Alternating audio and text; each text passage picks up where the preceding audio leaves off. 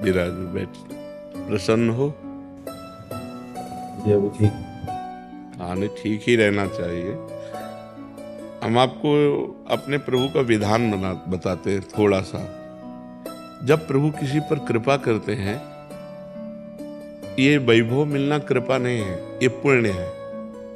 पुण्य से एक घोर पापी को भी बहुत, देखो पाप करके भी उनका कोई पुण्य है जिससे वो सुकृत पूर्व के सुकृतवश चल रहे हैं, नया पाप है।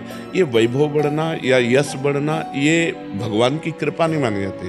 भगवान की कृपा मानी जाती है अंदर का चिंतन बदलना, जिससे आपके अनंत जन्मों के संस्कार भस्म होकर और अगला जो है वो बड़ा उत्तम होगा। अंदर के चिंतन से होता, बाहर से कुछ नहीं होता। महत्व अंदर का चिंतन। अच्छा, अंदर का चिंतन हम लोगों का स्वभाव बन गया बहिर्मुखी। बहिर्मुखी मतलब बाहर, बाहर यश कीर्ति लाभ विजय, इससे हमको सुख मिलता है। अंदर से कोई मतलब नहीं रखता कोई विरला ही अंदर से। अब क्या होता है, भगवान जब कृपा करते हैं तो संत समागम देते हैं, कि दूसरी जब कृपा होती तो विपरीतता देते हैं, और फिर अंदर से एक रास्ता देते हैं। ये मेरा रास्ता है, ये परम शांति का रास्ता है, ये शांति का रास्ता नहीं। भगवान वो रास्ता देते और जीव को अपने पास बुला लेते हैं। बिना प्रतिकूलता के संसार का राग नष्ट नहीं होता। किसी को भी वैराग्य होता है तो संसार की प्रतिकूलता देखकर वैराग्य होता है। सब कुछ हमारे अनुकूल है तो हम आनंदित होकर उसका भोग करते हैं। जब हमारे ऊपर प्रतिकूलता आती है तब ठेस पहुंचती है कि इतना झूठा संसार, तो अंदर से भगवान रास्ता देते हैं। ये सही है। भगवान बिना प्रतिकूलता के इस संसार को छुड़ाने का कोई भी औषधि नहीं रखी। आज तक जितने बड़े महापुरुष हुए हैं, जिनका जीवन बदला है, उनको प्रतिकूलता का दर्शन करके बदला है। तो कभी प्रतिकूलता आए उस समय आनंदित हो कि मेरे ऊपर अब भगवान की कृपा हो रही है, कि मुझे सतमार्ग में चलने की प्रेरणा मिल रही है। अगर सतमार्ग छूटा हो, ये सब तो एक सेकंड के लिए आप विचार कीजिए। अब अपना सुधार कर लो, अपने जीवन को सत्य में ले आओ, तो अगला जो होगा वो बहुत जोर का होगा। चाहे जन्म हो तो श्रीवान कुलवान धनवान वैभव संपन्न ऐसे, और भक्ति की अनुकूलता, भक्ति की अनुकूलता। खास बात श्रीवान धनवान कुलवान नहीं, खास बात भक्ति की अनुकूलता। अगर इस जन्म में भगवत प्राप्ति नहीं हुई तो भगवान श्री कृष्ण ने गीता में कहा है कि मेरे भक्त का नाश नहीं होता। मैं कुलवान धनवान श्रीवानों के कुल में जन्म देता हूँ और फिर पुनः भक्ति का माहौल देता हूँ, और पूर्व का जो भजन छूटा हुआ हो वहीं से उसको।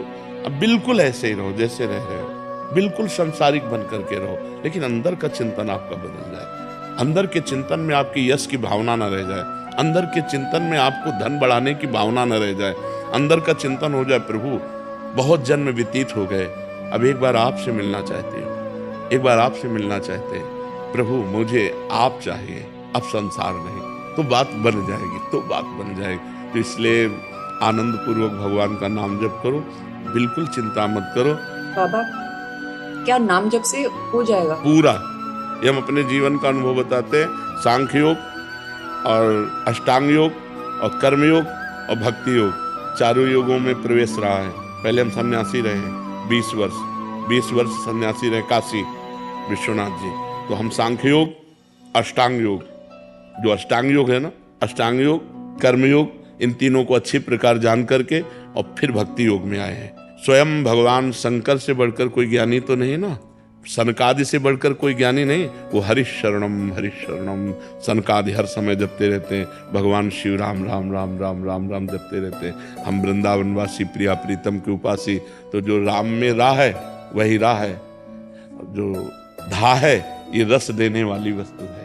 तो हम राधा राधा राधा राधा, मतलब आप ये समझो कि हमारी इतनी तार्किक बुद्धि रही, हमारी श्रद्धालु बुद्धि नहीं रही।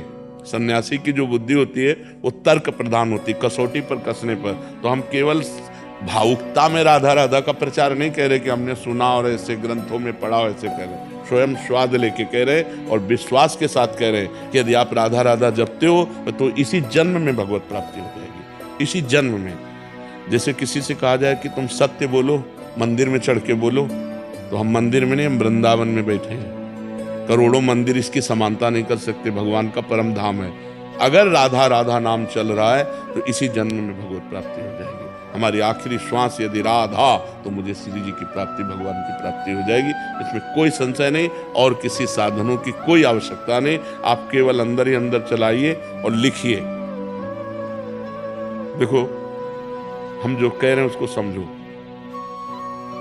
बहुत अधिक नाम जपने की हमें चेष्टा नहीं करनी, कम संख्या हो लेकिन मन लगा करके। जैसे हम, अब देखो, आप लिखो राधा, अपने दिमाग में लिखो, खुले नेत्र लिखो या बाहर देखो, दिखाई दे रहा है राधा लिखा हुआ, वही कान में सुनो राधा, वही अंदर उठाओ राधा। ये तीनों का एकाकार हो जाए तो ये करोड़ों नाम जप के बराबर है। देखो, जैसे हम बोला राधा, ऐसे हम 1000 राधा नाम बोले तो हम बोला राधा, ये उपांशु है, इसे उपांशु कहते हैं। राधा राधा राधा राधा 1000 बार, ये उपांशु हुआ। अब ये ऐसे उपांशु हम 10,000 बार जप करें, अंदर देखते हुए बोले राधा, उपांशु 10,000 बार नाम जप करने का फल एक बार मानसिक में है। इतना बड़ा फल है ये। ऐसे राधा राधा राधा चल रहा है, नेत्रों से हम उसे देख रहे हैं, कानों से उसे सुन रहे हैं। आप देखना कि अगर मन भगेगा तो आप लिख नहीं पाओगे राधा नाम, अगर लिख रहे हो तो मन भगेगा नहीं। तो चाहे 10 बार लिखो, 100 बार लिखो, लेकिन एक अभ्यास बनाओ ऐसा कि कुछ समय शांति से स्नान आदि करके बैठ गए और राधा राधा लिख रहे हैं, उसी का चिंतन कर रहे हैं। इसे अपना जीवन बना लो, फिर आप परिणाम में खुद देख लेना। कोई घाटे का सौदा तो है नहीं, ठीक है।